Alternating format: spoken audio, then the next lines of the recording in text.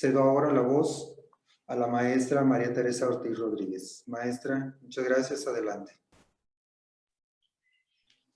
Muchas gracias, doctor. Muchas gracias a los compañeros panelistas. Y bueno, pues nos gustaría que nos sigan acompañando a estas actividades. Estamos por iniciar nuestra nuestro segundo panel del día. En 2 minutos inicia. Vamos a dar tiempecito a que se conecte la doctora Leticia Janet Paredes Guerrero. Ya tenemos aquí a la maestra Gaby Ruiz de CIEG. Entonces vamos a dar un minutito a que ella se conecte, ¿sí?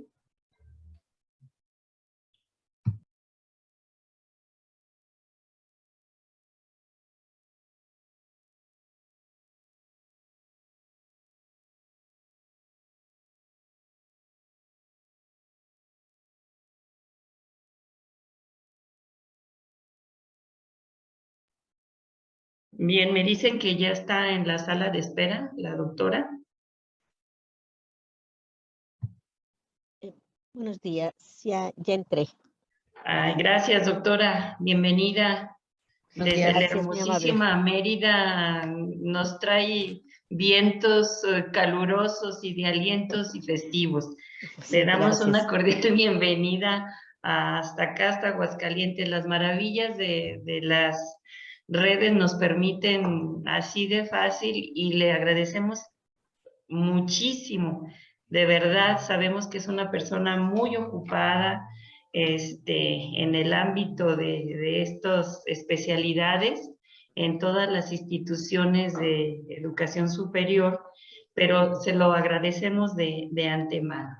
Bien, pues vamos a dar inicio a nuestro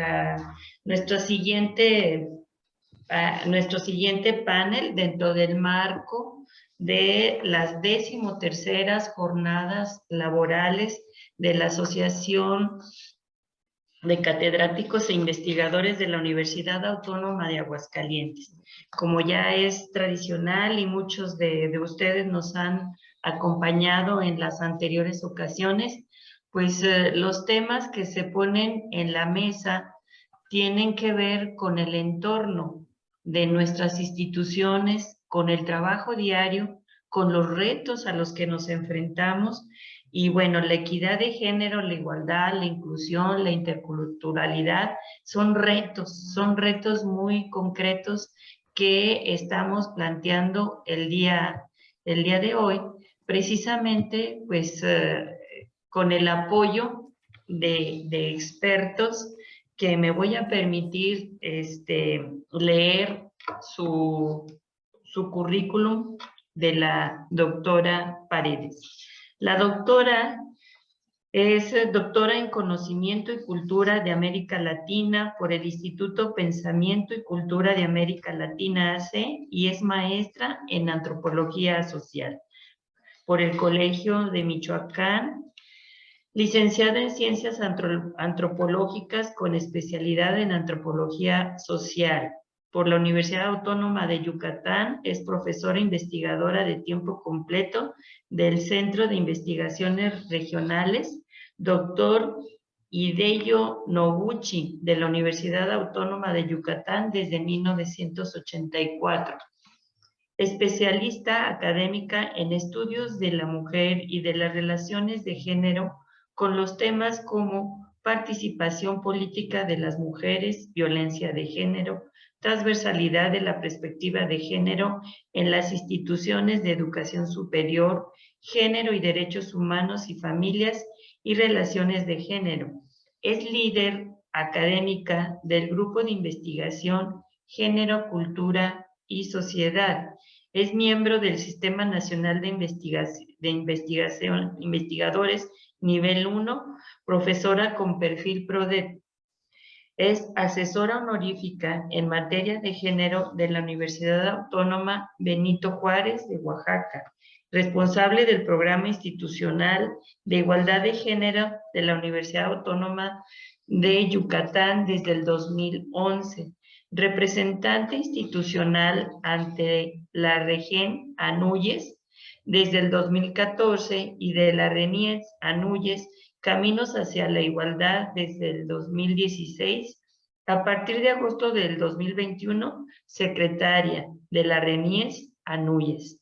Profesora de cursos de la licenciatura y posgrado desde el 91, donde elaboró e implementó desde el 2014 asignaturas institucionales, profesionales con equidad de género, género y sexualidad, género y cultura en la Universidad Autónoma de Yucatán. Directora de tesis de licenciatura y posgrado, invitada a impartir cursos de transversalización de perspectiva de género en las Universidades Autónomas Benito Juárez de Oaxaca, en la Universidad Autónoma de Nayarit, en la Universidad de Sonora, en la Universidad Autónoma de Sinaloa, en la Universidad del Oriente de Valladolid, en la Universidad de Tamaulipas, la Universidad de Colima y el Instituto Tecnológico de Sonora.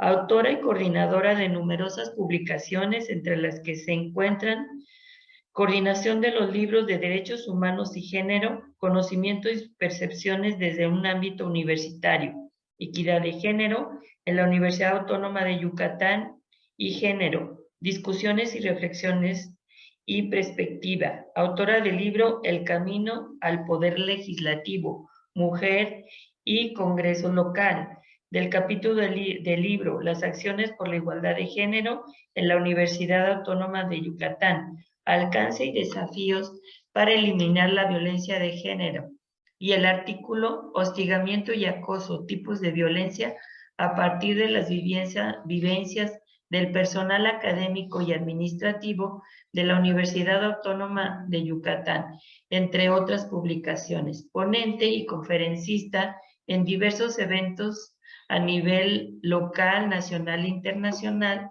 en temas como acoso, hostigamiento en las instituciones de educación superior, transversalización de género en las IES y violencia política hacia las mujeres, entre otras. Bien, pues doy la palabra a la doctora Leti, bienvenida. Tenemos el tiempo que consta de ahorita a partir de las 11:35 a las 12:15, lo cual está dividido. Podemos a los invitados, a los asistentes, a realizar sus preguntas por el chat o al final tomar la voz para preguntas y comentarios, ¿sí? Al término de su exposición le daremos la voz a la maestra Gaby Ruiz, haremos su previa presentación. Adelante, doctora. Gracias, muy amables por la invitación. Bueno, no voy a hacer muchos preámbulos por el tiempo y si por favor me estoy pasando de tiempo, me indican. Sí, bueno, voy a compartir en pantalla, pero creo que no puedo compartir. No. ¿Sí? A ver si ahora sí. No puedo compartir pantalla. Está deshabilitada la que yo comparta pantalla. A lo mejor te la pueden habilitar, Tere Ortiz, que puedan Ok, habilitarle. ya Ok. ya está. Gracias, muy amable. Espero que se vea, lo pongo en modo presentación. Bueno, gracias de nuevo por la invitación.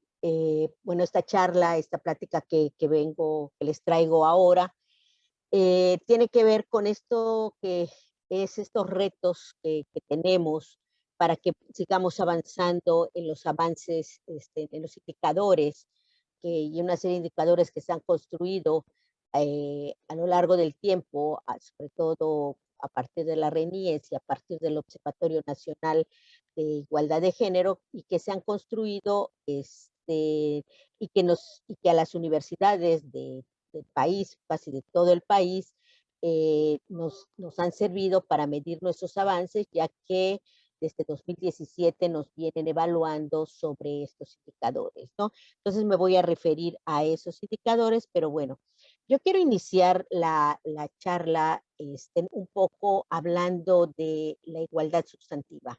y señalando o ubicando desde dónde tenemos que entender y hablar de la igualdad sustantiva.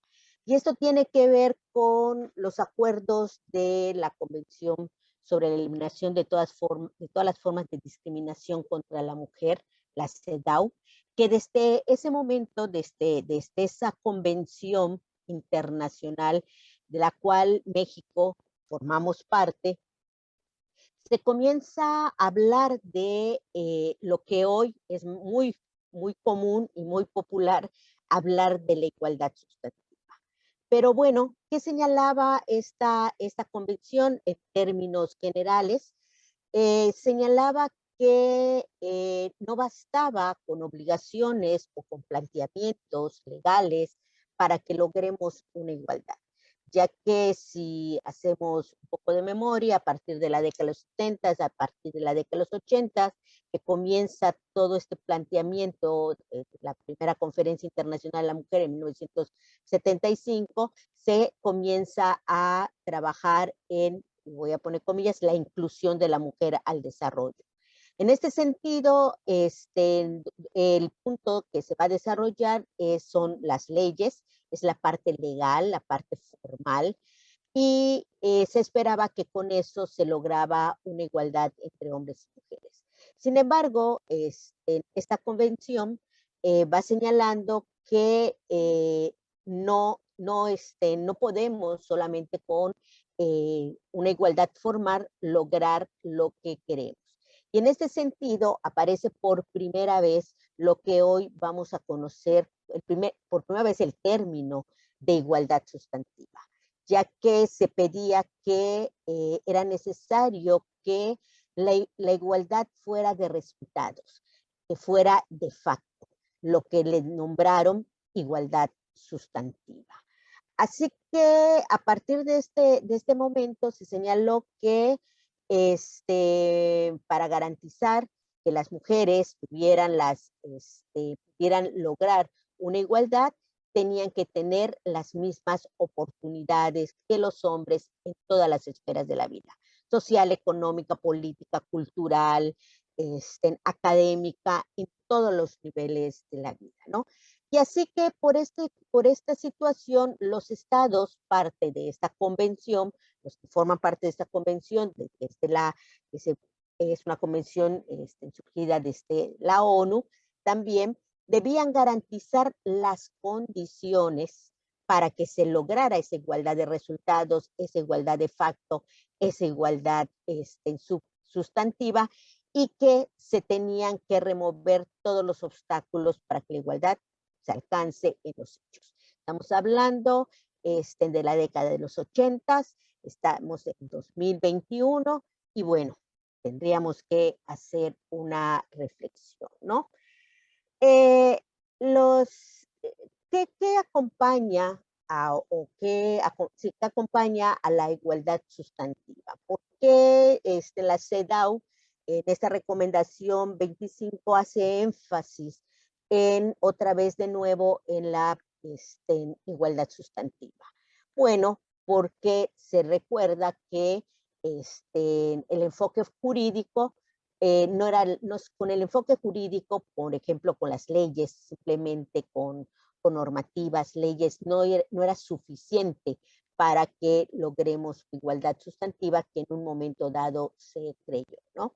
Y que también se recuerda que las mujeres tenían que tener las mismas oportunidades que los hombres para que podamos comenzar a hablar y se pueda permitir la igualdad de resultados. Pero algo muy importante que va a resaltar esta recomendación general del 25 es que no podíamos garantizar, que no era suficiente garantizar un trato idéntico entre hombres y mujeres, como bien lo establece la Constitución. Hombres y mujeres son iguales y entonces se les da trato idéntico. Y que teníamos que, para alcanzar una igualdad sustantiva, nos teníamos que detener en pensar y en dar cuenta de que existen diferencias biológicas entre hombres y mujeres y que también diferencias sociales y culturales que se han creado a través del tiempo. Y eso hace que en algunos momentos, en ciertos momentos, el trato idéntico no sea lo más justo y que tendría que haber un trato diferenciado entre hombres y mujeres, siempre en busca de que haya un equilibrio o cerrando las brechas de esa diferencia.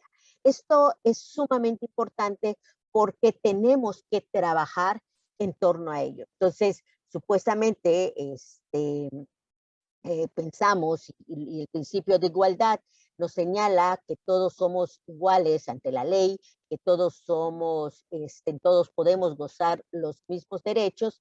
Sin embargo, nos recuerda a la CEDAW que no es así, que no es suficiente manifestarlo, no es suficiente señalarlo, sino que tenemos que generar otro tipo de condiciones para que esto se pueda lograr, ¿no? En este sentido, se plantea como un camino a lograr, un objetivo a lograr, es la igualdad sustantiva. Entonces, ¿pero cómo vamos a lograr la igualdad sustantiva? La igualdad sustantiva tiene tres componentes sumamente importantes. Una, por supuesto, es la igualdad de facto, la igualdad ante las leyes, ¿ok? Con la salvedad que tiene que tener perspectiva de género. Es decir, no podemos dar trato idéntico a situaciones diferenciadas. Hay que buscar, hay que mirar en qué momento los tratos tienen que ser diferenciados tanto para hombres como para mujeres. Otro elemento que tiene la igualdad sustantiva es la no discriminación. Es parte de los componentes sobre los que tenemos que trabajar, sobre la no discriminación. Y otro componente sobre el que tenemos que trabajar es la igualdad de oportunidades. Es decir, este acceso a las oportunidades, al ejercicio de los derechos, en el cual no nos importe con el sexo o con el género que tenemos, pero sin embargo siempre están presentes. Entonces, estos tres componentes, la igualdad de facto, la no discriminación y la igualdad de oportunidades, en su conjunto deben de dar lo que esperamos, la igualdad de resultados, la igualdad sustantiva. Es decir, y retomo la definición de la ley para una vida, la ley de igualdad de hombres y mujeres de México, que es tener el acceso al mismo trato y oportunidades en el reconocimiento y goce de nuestros derechos humanos y libertades fundamentales. Eso es la igualdad sustantiva, pero se construye a partir de estos componentes. Entonces tenemos que trabajar sobre estos componentes. ¿Cuál es la estrategia? De acuerdo a la ONU, Mujeres en 2015, señala que la mejor estrategia para un logro de la igualdad sustantiva es que logremos la igualdad de género. Y sobre todo debido a que con la igualdad de género se supone que vamos a modificar circunstancias que impiden el ejercicio pleno de los derechos humanos, del acceso a oportunidades, la eliminación de desventajas, de violencia, de discriminación y todas aquellas roles y estereotipos que se han construido históricamente y que impiden y que hacen una brecha de género, que construyen una brecha de género. Y en ese sentido, tendríamos que trabajar hacia la igualdad de género. Así que no es de gratis que estemos trabajando en las universidades a favor de la igualdad de género en búsqueda de una igualdad sustantiva. ¿Ok? ¿Cómo lograr esta igualdad de género? Y esto se va a plantear desde Beijing 1995, a través de dos procesos que no son antagónicos, sino que van de la mano, a través del proceso de transversalización de género y a partir de la institucionalización de género, en este caso en todas las instituciones. Hay que recordar que una de las cuestiones que se señalan en Beijing 95 es que se reconoce que las instituciones, cualquier institución educativa, económica, religiosa, familiar, cualquier institución no está desprovista de género. Dentro de esas instituciones se producen y se reproducen estereotipos, roles, violencias de género. Entonces partimos de que existe ese reconocimiento y por lo tanto para lograr la igualdad de género tenemos que transversalizar en las instituciones la perspectiva de género y tenemos que institucionalizar el género o la perspectiva de género en dichas instituciones, todas las instituciones, y en este caso nos ocupa las instituciones de educación superior, ¿no? ¿Y qué es la transversalización? O sea, tratando de ser muy simple, es una estrategia realmente que busca transformar un orden social ya establecido, un orden social histórico, que se basa en las desigualdades en las relaciones de género y que busca transformar esto a partir de incorporar sistemáticamente el enfoque de género, es decir, que podamos mirar cuáles son las condiciones, cuáles son las posiciones, cuáles son las situaciones que viven hombres y mujeres en cada institución y implementar aquellos mecanismos, aquellas medidas para ir cerrando brechas, para ir generando condiciones de igualdad, para ir rompiendo estructuras que propicien la desigualdad, etcétera. Entonces, eso va a ser la transversalización. Y la institucionalización es también un proceso, es a lo largo del tiempo, de ir incorporando en la corriente principal de la institución la perspectiva de género. Es decir, que se vaya incorporando en la filosofía, en los valores, en las políticas, en los principios, en los fundamentos, que lo veamos reflejado en la normativa, en los códigos, en nuestros contratos colectivos, en nuestra planeación didáctica, en nuestras planeaciones presupuestales, o sea, todo para que se den ahora sí las condiciones para ir modificando este tipo de desigualdades, se vaya cambiando, vaya transformando este orden social, ¿no? Entonces, es aquí cuando trabajamos con muchas normativas, trabajamos con códigos, con documentos de planeación, porque independientemente quién esté dirigiendo la institución, se va a guiar de todo este planteamiento desde sus documentos básicos y por supuesto estamos hablando que se vuelve parte de la institución este planteamiento de género. Esta transversalización fue adoptada en 1998 por la educación superior a partir de la declaración, hay una convención, hay una declaración de París sobre la educación superior del siglo XXI. Y como parte de los objetivos prioritarios venía el fortalecimiento de la participación, la promoción del acceso de las mujeres a la educación superior por medio de las 5 grandes ejes.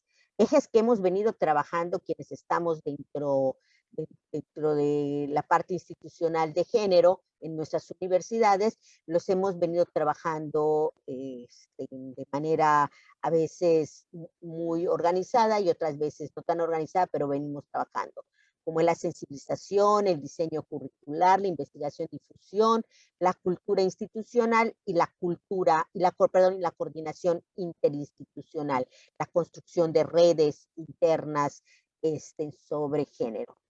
En el caso mexicano, por falta de tiempo no les voy a hacer toda la historia, porque desde 1990 se comienza a trabajar, a partir de esta declaratoria se adopta y muchas universidades comenzamos a trabajar en este tema, pero podemos señalar que es en el 2010, así como un año de parteaguas, donde la transversalización de género en las instituciones de educación pública se vuelve una política pública federal. Y, por supuesto, eso hace que la SEP la retome, porque, bueno, es una historia un poco larga. A partir de la solicitud que se le hace al gobierno, al Estado, de la necesidad de incorporar y ante la necesidad de seguir los lineamientos de Beijing y sobre todo de esta declaratoria, bueno, en 2010 en el Congreso de la Unión otorga, etiqueta dinero a las universidades para que se comience un proceso de transformación. Proceso de que inicia en 2010 y que en 2018 fue la última vez que este dinero, 2018, le llegó a las universidades públicas. En el supuesto que ya se había alcanzado este proceso de transversalización y que ya nos encontrábamos en un proceso de institucionalización de todas las universidades del país.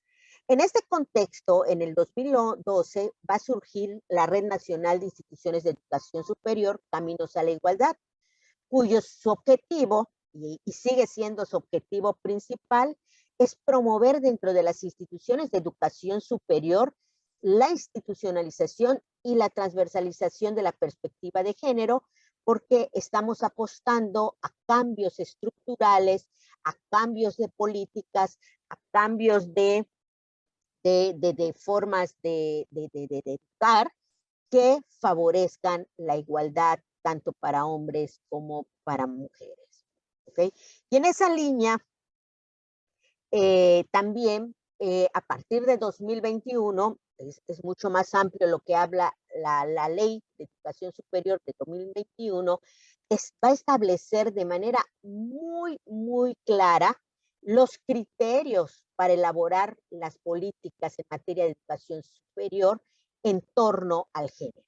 Y, por ejemplo, el artículo 10 es muy claro, hay varios artículos, no solo el artículo 10, y, por ejemplo, es muy claro al señalar la incorporación de la transversalización de la perspectiva de género en las funciones académicas de enseñanza, investigación, extensión, difusión de la cultura, así como las actividades administrativas directivas con el propósito de contribuir a la igualdad y la equidad en el ámbito de educación superior e impulsarla en la sociedad. O sea, con ese simple apartado, lo que se venía trabajando desde 1995 es hasta 2021, pues lo vamos a ver reflejado en una legislación. Esto se le llama la igualdad formal, es la igualdad legal, pero ahora tenemos que aterrizarla, como yo, para lograr una igualdad sustantiva. Si ya tenemos la igualdad formal, a partir de esto, de esta ley, de esta formulación de la ley, bueno, ahora tenemos que ir aterrizándola a partir de ir generando condiciones para que se vaya incorporando esta transversalización y logremos la institucionalización de la perspectiva de género. En este tenor, en todo este contexto, venimos trabajando en muchas universidades. Ahora que teníamos una reunión de la RENIES hoy, antes de entrar aquí, contabilizábamos cerca de 80 instituciones de educación superior de todo el país, quienes pertenecemos o somos parte de la RENIES, y que ha ido creciendo a partir de 2019, perdón, 17 que iniciamos más o menos, y que esta red de educación superior, bueno, como ya les había dicho, tiene el propósito de ir buscando, generando, que se vayan propiciando los cambios al interior de las universidades y busca impulsar la igualdad sustantiva. Para ello, esta red construyó en su declaratoria del 17 de octubre, 17 y 18 de octubre, en la reunión que tuvimos en Toluca, antes de la pandemia, en 2019, construye su declaratoria en la cual establece los ejes que cada universidad que es deseable o que consideramos, le digo, no es un trabajo de una universidad, somos un conjunto de universidades, un conglomerado de universidades, y establece a partir de la experiencia que vamos teniendo cada quien desde nuestras universidades, cuáles son los ejes prioritarios, no los únicos, pero sí los prioritarios sobre los cuales se debe construir la igualdad sustantiva entre hombres y mujeres, por supuesto, a través de la igualdad de género con la transversalización y la institucionalización. Así que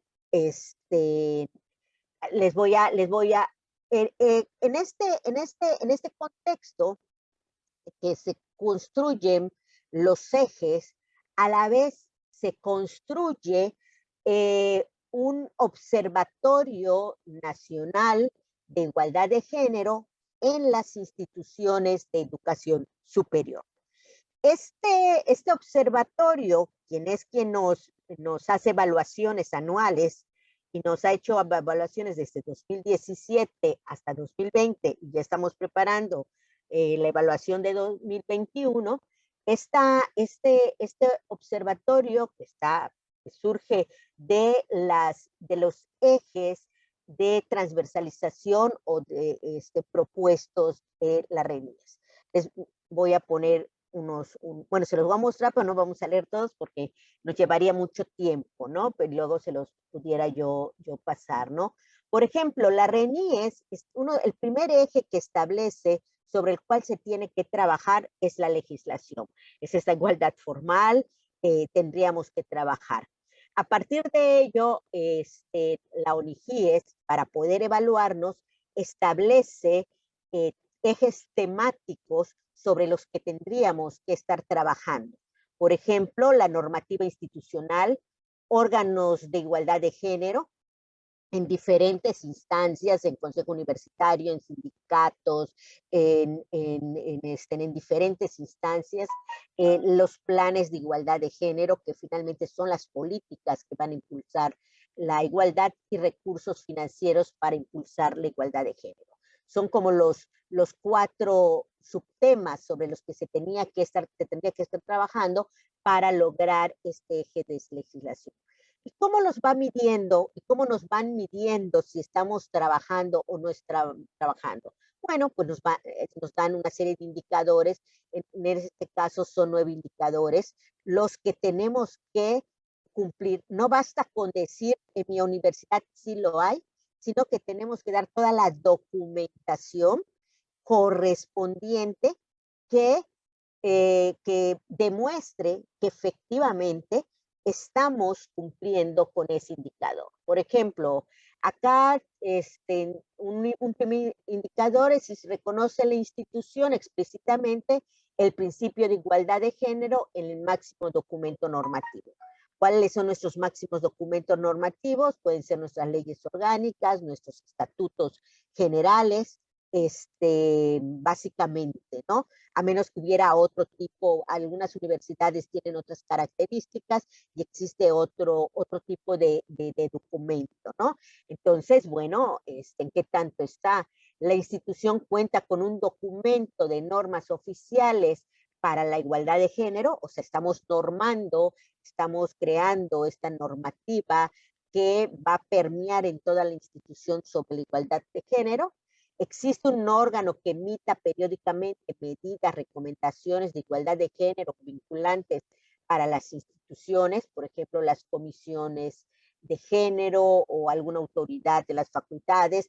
Hay que señalar que todo esto también nos los van pidiendo de acuerdo a la estructura de cada universidad, porque si se conforman por campus, no sé, por áreas, por lo que se vayan conformando, bueno, hay que ir demostrándole, ¿no?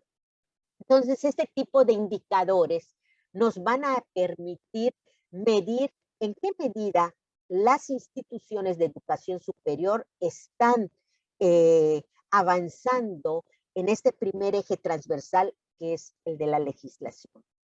Otro eje transversal tiene que ver con la igualdad sustantiva y que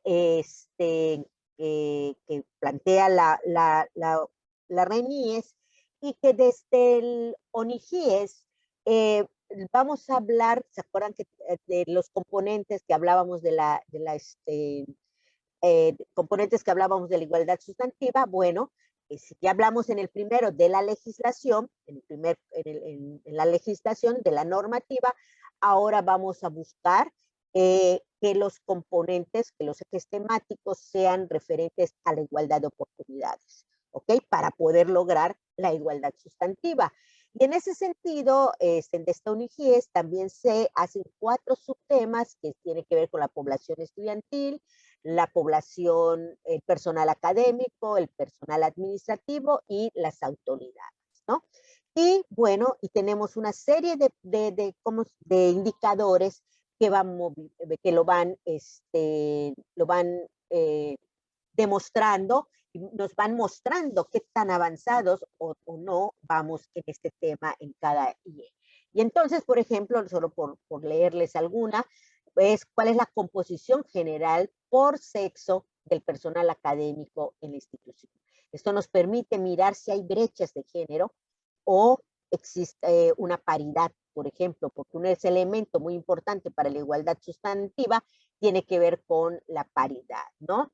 ¿Cuál es la composición por sexo del máximo cuerpo colegiado de la institución?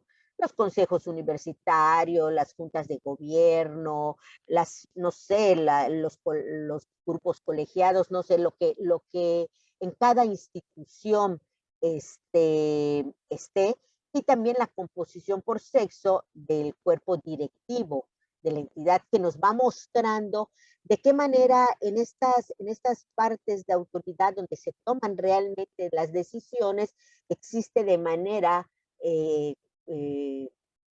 paritaria o no, o existe una gran brecha de género, y que eso también nos va mostrando cómo quienes dirigen, pues por supuesto la visión de quienes dirigen está de por medio, ¿no? En este sería otro eje con todas sus indicadores.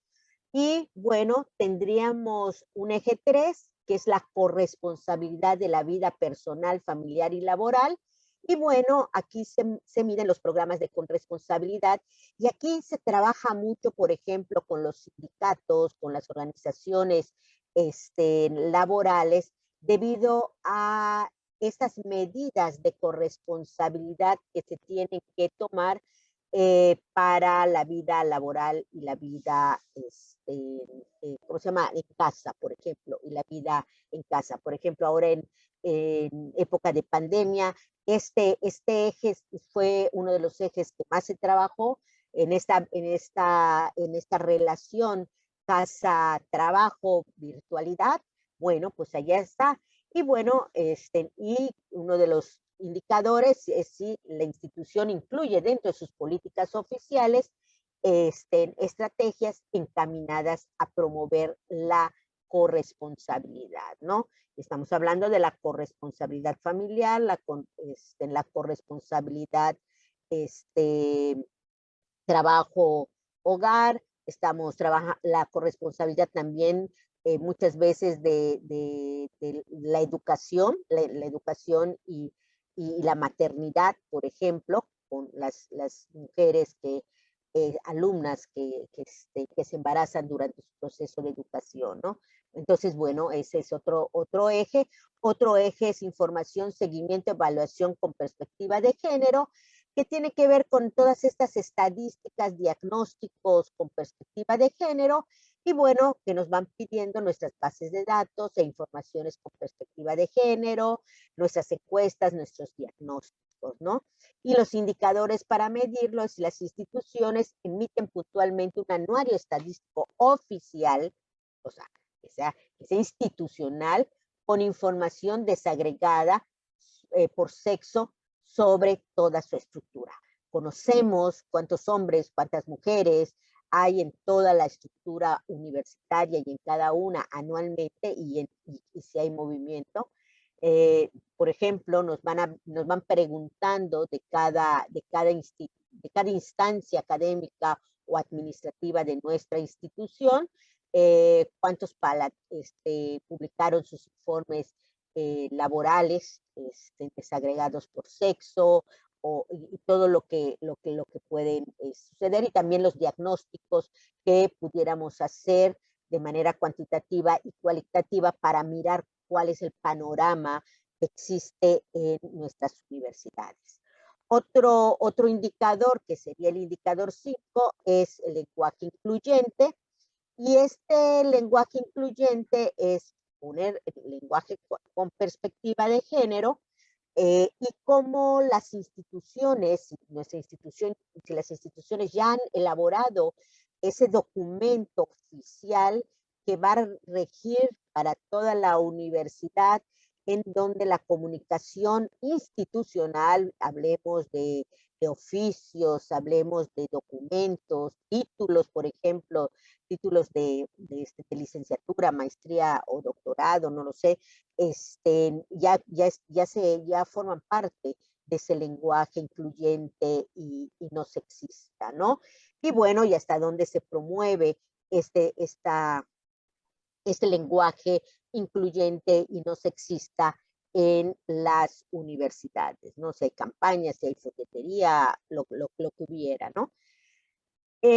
Ya los últimos 3 indicadores tienen que ver con la sensibilización, que es una parte en la cual trabajamos mucho desde las instancias de género, como por ejemplo, creo que esta charla tiene mucho que ver con ello, y que tiene que ver con esto que se llama, bueno, sensibilizar para que se acerquen, para que miren, para que entiendan, se comprenda de qué hablamos cuando hablamos de género, pero también tenemos que hablar sobre la educación en igualdad de género, ¿no? Y en ese sentido, habría que pensar, si vieron dentro, no solo los cursos y talleres, bueno, aquí están los indicadores, y la institución tuvo un programa permanente de cursos y talleres extracurriculares, si se realizaron campañas, si se realizaron algún tipo de talleres, etcétera, de sensibilización, pero también cuando hablamos de educación, hablamos de esta incorporación de la perspectiva de género en los planes y en los programas de estudio. Sobre todo esto, ahora que la nueva ley que yo les mencionaba ya nos señala la necesidad de incorporar la transversalidad de la perspectiva de género. El eje 7 tiene que ver con la no violencia, la violencia de género y la discriminación, y que nos van a medir la atención y la prevención de la violencia, y por supuesto, si tenemos un mecanismo, si todas las instancias cuentan con esos mecanismos, si existe un programa oficial para la prevención de la violencia, y bueno, también las actividades y que se realizan a favor de la prevención de la violencia, ¿no? Al final, siempre hay una serie de indicadores que hablan de, el mismo NIGIES como indicadores generales, donde nos preguntan específicamente cuántas denuncias hubieron, cómo se resolvieron, si se resolvieron favorablemente, si no se resolvieron favorablemente, una serie de indicadores que acompaña a este eje 7 de la violencia de género y la discriminación. Y el eje 8, que es el último eje con el cual vamos trabajando, creo que me voy más rapidito, tiene que ver con los estudios de las relaciones de género, que bueno, son los cursos curriculares de género que pudieran existir, si existen las investigaciones con perspectiva de género, si existen, por ejemplo, centros de investigaciones de género, si existen, pero todo de manera oficial, cuántos planes y programas de estudio se han incorporado la perspectiva de género, etcétera, ¿no? Este sería el eje, y todo eso nos van evaluando, porque así, esa es la palabra, para ver cuál es nuestro cumplimiento. En total son 41 indicadores que tenemos que cubrir para poder comenzar a hablar si estamos avanzando o no estamos avanzando en la igualdad de género y por ende en la igualdad sustantiva. Existen 9 indicadores extras que acompañan, como yo les decía, a la violencia de género, ¿no? Que no lo podía. Al final del día, en 2020, la evaluación quedó así. El índice máximo para que digan que estamos consolidados en igualdad de género es 5. Y a nivel nacional, el índice es 1.8. Estamos por debajo de la media de los índices.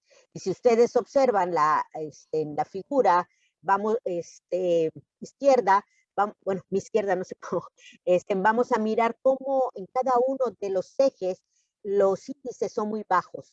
El más alto podría ser la no violencia y el lenguaje incluyente, que nos habla de que son los 2 ejes que más se están trabajando en las instituciones de educación superior. Y los demás ejes son abajo de 2, lo cual nos habla que son los que menos estamos trabajando en las instituciones de educación superior.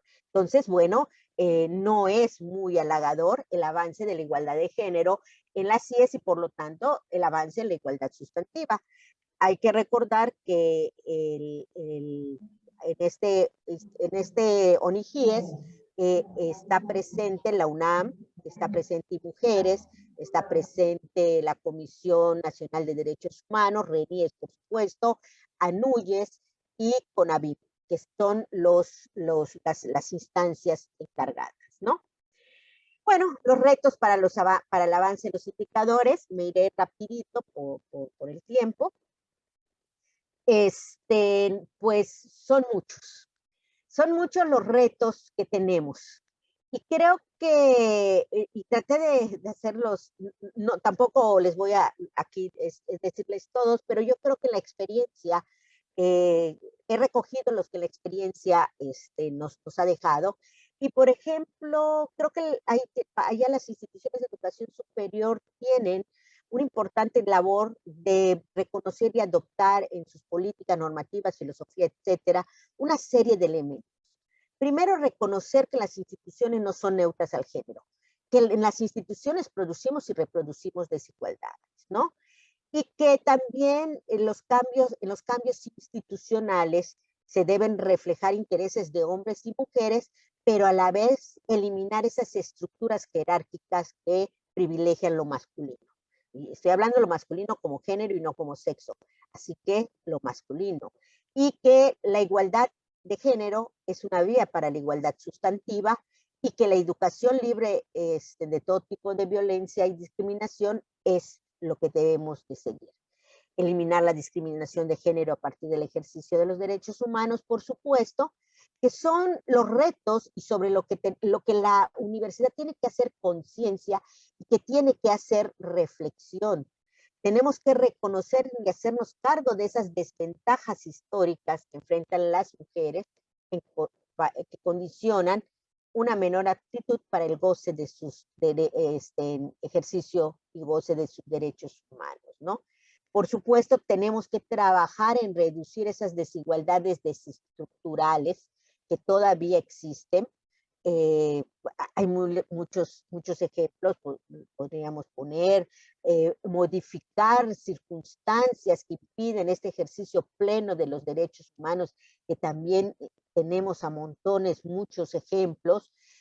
Tenemos que otorgar ese acceso de oportunidades independientemente del sexo, independientemente del género, sobre todo que ahora en las universidades se visibiliza cada más la diversidad afectivo, sexual y de género.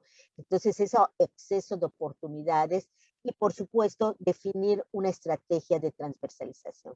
Eso le corresponde a la universidad reflexionar, adoptar, reconocer, para poder trabajar de una manera muy clara, muy comprometida en el logro de los indicadores que señalamos anteriormente. Pero también corresponde no solo a la institución como estructura, sino a nosotros como parte de esa institución, también reflexionar, también trabajar sobre ello, pero también ir incorporando muchos elementos en nuestra práctica docente, en nuestro clima laboral, en nuestro modelo educativo, en muchas prácticas. Por ejemplo, en la comunidad universitaria, establecer la perspectiva de género, adoptar este lenguaje incluyente y no sexista, incorporar mecanismos de igualdad en los planes de estudio, como son las buenas prácticas, las medidas especiales de carácter temporal, las acciones afirmativas, entre otras mecanismos de igualdad. Por supuesto, nuestros protocolos, elaborarlos y ejecutarlos y no tenerles miedo y no bloquearlos, al contrario, acompañarlos, porque estos son medidas importantes. Desarrollar nuestras estadísticas por sexo, como bien le señalaba hace un ratito, a veces no existen estas estadísticas, los planes de acción, de corresponsabilidad. Si trabajamos en competencias, hay que establecer competencias genéricas y disciplinares que incorporen la perspectiva de género, y porque si no, no vamos desarrollando este tipo de competencias. Hacer trabajo reflexivo entre el estudiantado y también entre el profesorado, que es muy importante. Por supuesto, todo nuestro plan de acción de sensibilización y la creación de espacios y grupos de investigación. Esto, en términos generales, hemos visto que es lo que está haciendo falta en las instituciones de educación superior para que vayamos avanzando. Pero creo que lo más importante y sobre lo que tenemos que trabajar son sobre los obstáculos institucionales, personales que existen. Y que yo lo resumo en 8, pero probablemente hayan más. Uno es la ausencia de voluntad política al interior de las CIES para convertir la igualdad en una política de género real. En el discurso, todos dicen, pues sí, sí, queremos la igualdad de género, estamos a favor de la igualdad de género, pero en los hechos, ahora sí, en la igualdad sustantiva, para que sea una igualdad sustantiva, no está. Está en el discurso, pero no se da ese acceso de oportunidades, de no discriminación, etcétera. No hay una política. Las resistencias a la temática para el personal directivo, docente y administrativo ante la negativa muchas veces de conocer, de saber o de descalificar ahí. Tenemos que incluir como parte de nuestra misión y visión la igualdad de género, así como incluimos en nuestra visión la sustentabilidad, la igualdad de género también tiene que estar. Necesitamos infraestructura personal para las instancias de género para que puedan desarrollar el trabajo con éxito. Bueno, Gaby, yo y muchas compañeras más somos el ejemplo, que somos nosotras y nuestra alma quienes movemos todo, y si acaso tenemos algún ayudante o alguien para mover, en mi caso somos una comunidad aproximadamente de 30,000, bueno, más, tal vez más chica que ustedes, pero somos de 30,000 universitarios en todo, administrativos, alumnado, entre todo. Entonces, yo y tengo un asistente, movemos muchas cosas, ¿no? Entonces, necesitamos eso. Y por supuesto, recursos etiquetados. O sea, porque muchas de las actividades requieren recursos, sobre todo se tienen que pagar a las personas que van a estar con nuestros planes de igualdad, porque o bien se contrata gente, ese puede ser un recurso etiquetado, especializada para que esté dando esos cursos, se contrata como parte del personal universitario para que dé los cursos, para que haga muchas cosas que hay que hacer, ¿no? Entonces hay que generar recursos etiquetados. Y algo con lo que tenemos que trabajar y estamos trabajando es estos prejuicios y creencias que impiden la implementación de la incorporación de la perspectiva de género. Por darles un ejemplo, todo este planteamiento de la ideología de género que fuera de abonar hacia la igualdad sustantiva genera pues, muchos impedimentos, muchos obstáculos, pero que están llenos de prejuicios, de creencias, ¿cierto?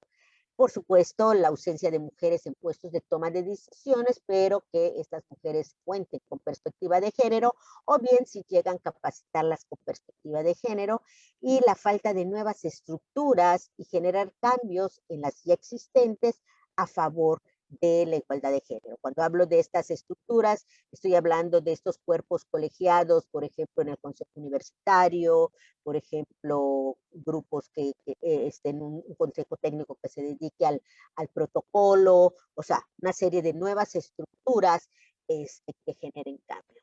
Yo creo que todo eso, si vamos eliminando estos obstáculos, creo que vamos a poder ir avanzando de una mejor manera en estos indicadores de igualdad de género, de tal manera que nos puedan calificar, que podamos ir acercándonos a una consolidación en la igualdad de género. Y ya para concluir, recordar que la igualdad sustantiva supone la modificación de circunstancias que impide a las personas ejercer plenamente sus derechos y tener acceso a oportunidades de desarrollo mediante estructuras legales, políticas, etcétera.